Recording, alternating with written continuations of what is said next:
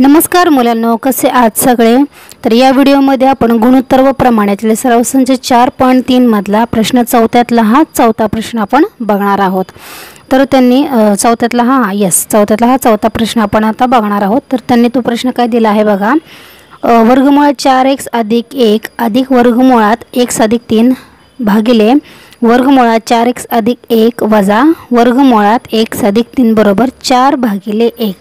तर या टाइपच्या उदाहरणामध्ये सुद्धा आपल्याला काय करायचं आहे, आता याची समीकरणाची जी काही उकल आहे ते आपल्याला उकल काढायची आहे, बरोबर। आता सुरुवातीला आपण याच्यावरती काय करणार आहोत, आता छेदस्थानी अंशस्थानी वेगळं आपल्याला वर्गमूळ चिन्ह दिसते, बरोबर। या ठिकाणी सारख्या संख्या आहेत, तिथे सुद्धा सारख्या संख्या आहेत।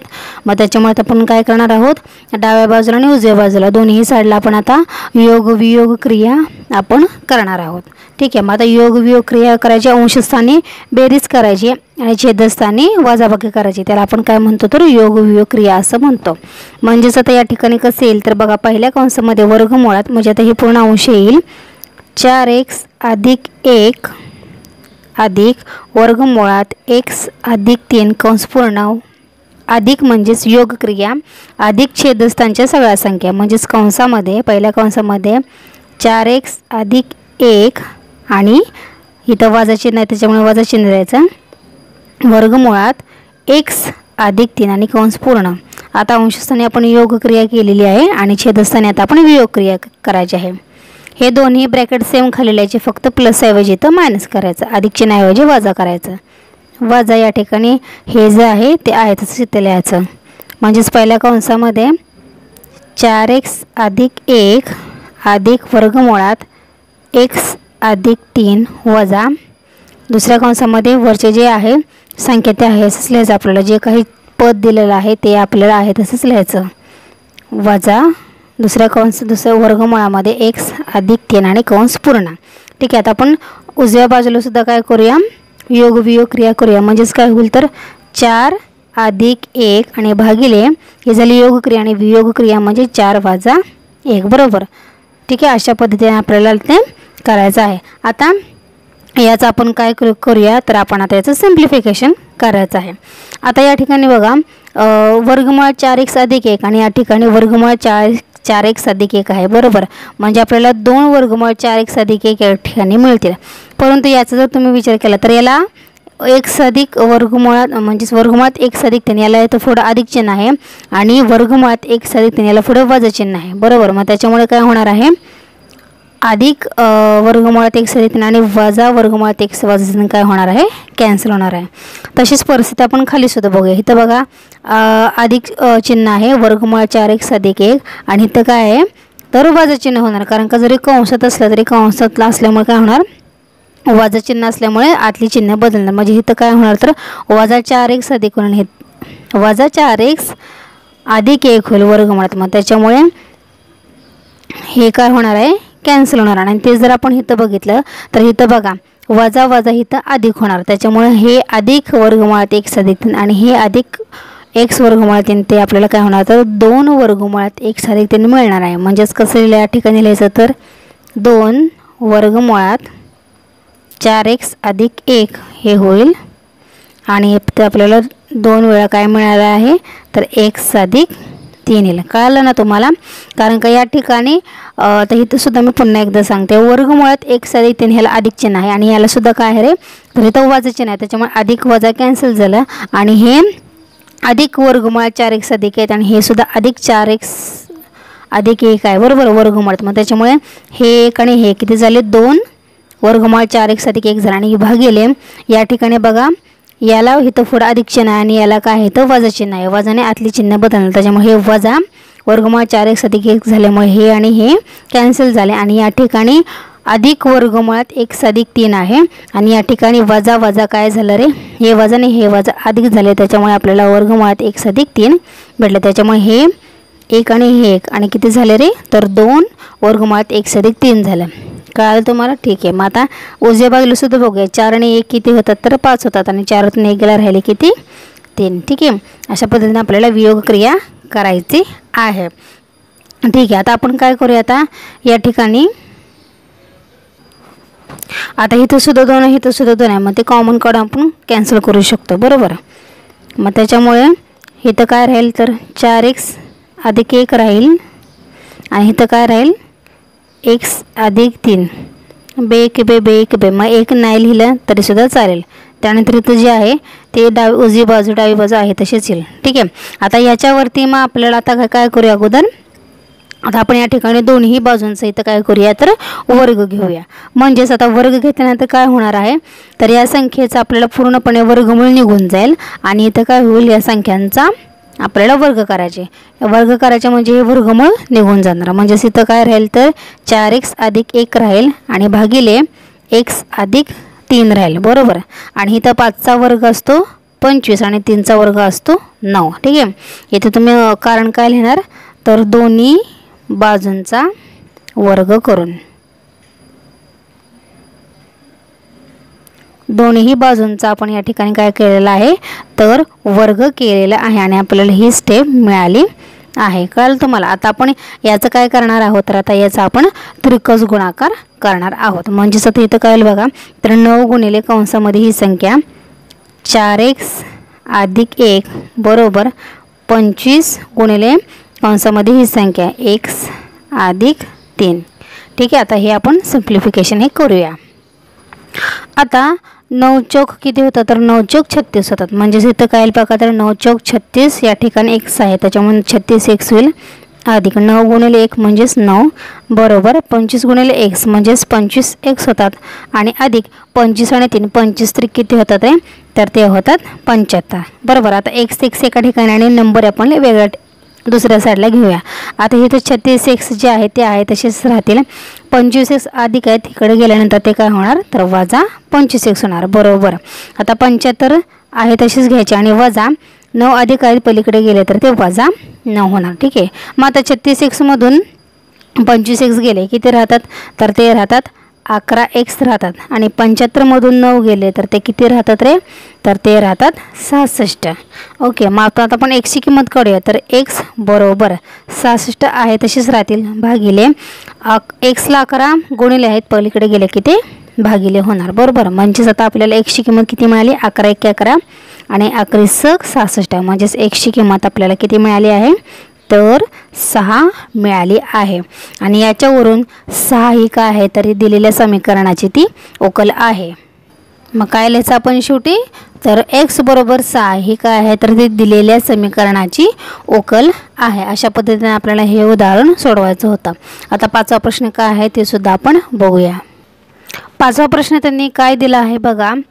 कंसामध्ये 4x अधिक 1 ब्रॅकेट स्क्वेअर अधिक दुसऱ्या कंसामध्ये 2x अधिक 3 कंसाचा वर्ग भागिले 2x अधिक 3 कंसाचा वर्ग बरोबर 61 भागिले 36. आता हे आपल्याला उदाहरण दिलेलं आहे. आता याची सुद्धा आपल्याला काय करायचं आहे तर समीकरणाची उकल आपल्याला काढायची आहे. मग आता सुरुवातीला आपण याच्यावरती काय करणार आहोत तर वियोग क्रिया आपल्याला काय करायची आहे या ठिकाणी करावी लागणार आहे. म्हणजेच आता जे अंशस्थानी संख्या आहे ते अगोदर तुम्ही लिहून घ्या आणि वजा छेदस्थानची संख्या आपल्याला करायची आहे. म्हणजेच पहिल्याच कंसामध्ये काय येईल बघा तर 4x अधिक 1 कंसाचा वर्ग अधिक 2x अधिक 3 कंसाचा वर्ग वजा छेदस्थानची संख्या म्हणजेच 2x अधिक 3 कंसाचा वर्ग आणि भागिले काय येईल जो छेद आहे तो आहे तसाच राहील म्हणजेच 2x अधिक 3 कंसाचा वर्ग. तसेच या ठिकाणी सुद्धा आपल्याला उजव्या बाजूला सुद्धा वियोग क्रिया करायची म्हणजे त्या ठिकाणी 61 आणि अधिक काय आहे छेदस्थानची संख्या म्हणजे 36 येईल आणि भागिले 36 ते आहे तसंच येईल. बरोबर. मग आता या ठिकाणी बघा काय करायचं तिथं बघा अधिक 2x अधिक 3 कंसाचा वर्ग आणि इथं वजा 2x अधिक 3 कंसाचा वर्ग आहे. मग हे काय होणार कॅन्सल होणार. बरोबर. मग आता अंशस्थान या ठिकाणी काय राहील फक्त तर 4x अधिक 1 कंसाचा वर्ग आणि भागिले छेदस्थान हे 2x अधिक 3 कंसाचा वर्ग राहील. बरोबर. आणि इथं आता 61 अधिक 36 61 आणि सॉरी इथं वजा आहे बरं का सॉरी इथं वजा आहे वजा 61 वजा 36 याचं काय होईल 61 मधून 36 गेले राहिले किती तर 25 राहतात आणि भागिले जे 36 आहे ते आहे तसेच आपण इथं लिहायचे आहेत. ओके.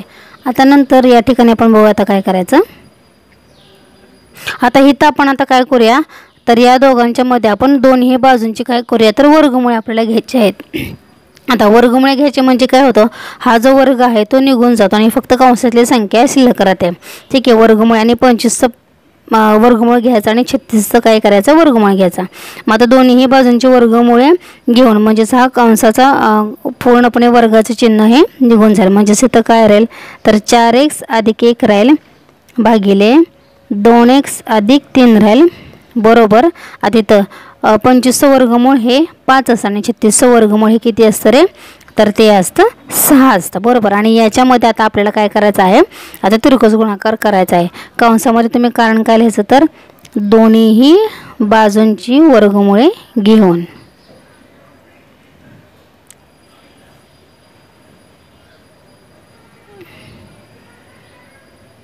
आपण काय केलं हो, दोन्ही बाजूंची आता वर्गमुळे घेतलेले नाही आणि ते यावरती आपण काय करणार आहोत तर आता तिरकस गुणाकार आपण करणार आहोत. म्हणजेच आता इथं काय होईल तर 6 गुणिले हा वरच्या अंशस्थानची संख्या 4x अधिक 1 बरोबर 5 गुणिले 2x अधिक 3 बरोबर. म्हणजे इथे काय बघा तर 6 चौक किती आले 24 आणि x आहे तसाच अधिक 6 1 6 बरोबर 5 दुनी 10x अधिक 5 त्रिक 15 बरोबर.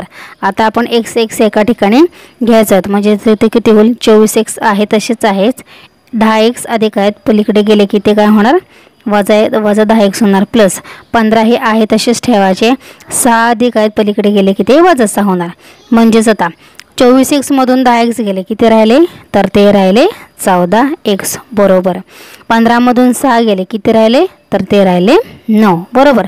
म्हणजेच आपल्याला x ची किंमत किती मिळाली आहे बघा तर x ची किंमत आपल्याला 9/14 मिळालेली आहे. ठीक आहे, त्यामुळे शेवटी आता उत्तर येतं काय लिहायचं तर x बरोबर 9/14 ही काय आहे तर ती दिलेल्या समीकरणाची उकल आहे.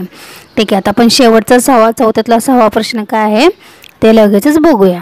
90 ओके. आता या ठिकाणी जर तुम्ही बघितलं तर इथं सुरुवातीला बघा इथं वरती वजा चिन्ह आहे आणि खाली काय आहे अधिक चिन्ह आहे बरोबर. मग आता त्यासाठी आपण आता इथं काय करणार आहोत तर व्यस्त क्रिया पहिल्यांदा करून घ्यायची आहे. व्यस्त क्रिया करायची म्हणजे छेदस्थानची संख्या ही अंशस्थानी जाईल आणि अंशस्थानची सगळी संख्या ही छेदस्थानी जाईल. तसंच आपल्याला डाव्या आणि उजव्या बाजूला दोन्ही साईडला सुद्धा तीच व्यस्त क्रिया करायची आहे. मग व्यस्त क्रिया करायची म्हणजेच काय होणार बघा या ठिकाणी तर छेदस्थानची सगळ्या संख्या आहे तशीच लिहायचं आहे 3x वजा 4 कंसाचा घन अधिक x अधिक 1 कंसाचा घन भागिले अंशस्थानच्या सगळ्या संख्या खाली लिहायच्या आहेत 3x वजा 4 कंसाचा घन वजा x अधिक 1 कंसाचा घन. तसं इथं सुद्धा तेच करायचं आहे आपल्याला. व्यस्त क्रिया करायची म्हणजे 189 वरती जाणार आणि 61 काय होणार तर ते खाली होणार बरोबर. इथं काय लिहायचं तर व्यस्त क्रियेने किंवा व्यस्त क्रिया करून असं लिहिलं तरी सुद्धा चालेल. ठीक आहे ओके. मग आता याच्यामध्ये आपल्याला काय करायचं आहे पुढे तर आता इथं आपल्याला याच्यावरती आपल्याला योग वियोग क्रिया करायची आहे. अंशस्थानी अधिक करायचं आणि छेदस्थानी वजाबाकी करायची त्याला काय म्हणायचं तर योग वियोग क्रिया.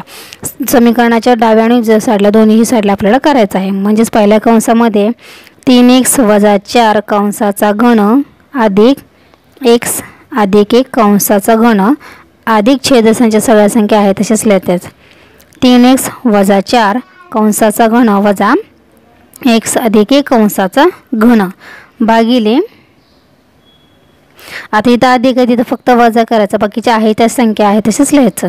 पहिल्या कंसामध्ये 3x वजा 4 घन अधिक x अधिक 1 कंसाचा घन वजा 3x वजा 4 कंसाचा घन आणि वजा x अधिक 1 कंसाचा घन बरोबर.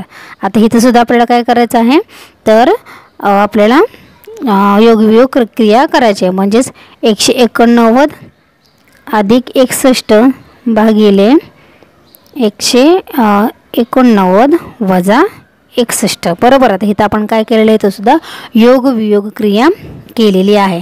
आता याच्यामध्ये आपल्याला काय काय कॅन्सल करावं लागते ते आपण बघूया. आता इथं बघा तुम्ही अधिक x अधिक 1 कंसाचं घन आणि इथं वजा x अधिक 1 कंसाचं घन ते काय झालं कॅन्सल झालं बरोबर. म्हणजे इथं आपल्याला 3x वजा 4 कंसाचं घन आणि इथं सुद्धा 3x वजा 4 कंसाचं घन हे 2 वेळा मिळते.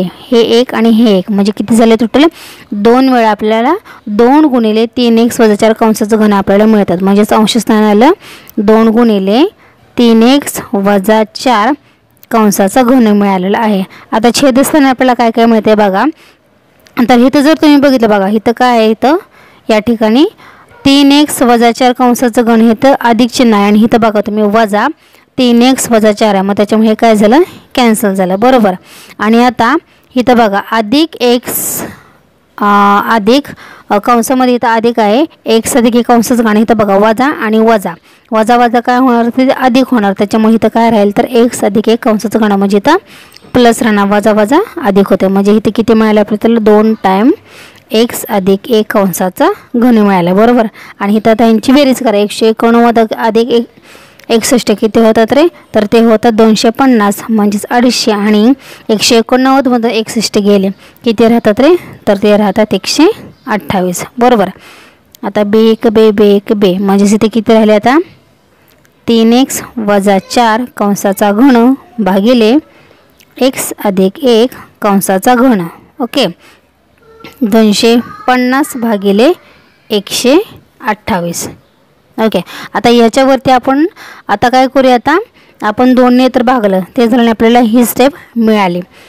ठीक आहे आता याच्यावरती आपण आता काय करूया, आता आपण या साईडला सुद्धा काय करूया 2 ने भागून बघूया. म्हणजेच 250 भागिले 2 बे बे दुणे 4 राहिला 1 बे 5 10 ते 125 आले आणि 128 भागिले 2 किती येतात बघा बेसक 12 आणि बेचोक 8 म्हणजे तर 64 आपल्याला मिळतात. म्हणजेच आपल्याला ही स्टेप काय मिळेल आता 3x वजा 4 कंसाचा घन भागिले x अधिक 1 कंसाचा घन किती मिळाले आपल्याला तर 125 आणि भागिले 64 हे मिळालेले आहेत. आता आपण काय करणार आहोत तिथं घन केलेला आहे बरोबर. मग आता आपण काय करणार आहोत तर दोन्ही बाजूंचे आपण आता घनमुळे काढणार आहोत. आता घनमुळे काढल्यानंतर काय होईल तर या कंसाचा हे जे घन चिन्ह आहे ते पूर्णपणे निघून जाईल फक्त कंसातल्या संख्या राहतील. म्हणजे आता काय राहील बघा तर 3x वजा 4 आणि x अधिक 1 राहील बरोबर. आता 125चं घनमूळ हे काय असतं रे तर ते असतं 5 आणि 64चं घनमूळ ते असतं किती 4 असतं. 5चा 3 वेळा गुणाकार केला की तुम्हाला 125 मिळेल. 4चा 3 वेळा गुणाकार केला तर तुम्हाला 64 मिळतील. म्हणजेच थोडक्यात काय तर 125चं घनमूळ 5 आणि 64 घनमूळ हे 4 असतं. मग आता याच्यावरती आपल्याला काय करायचं आहे तुम्ही वाटलंच तर त्याचं कारण लिहू शकता दोन्ही बाजूंचे घनमुळे काढून.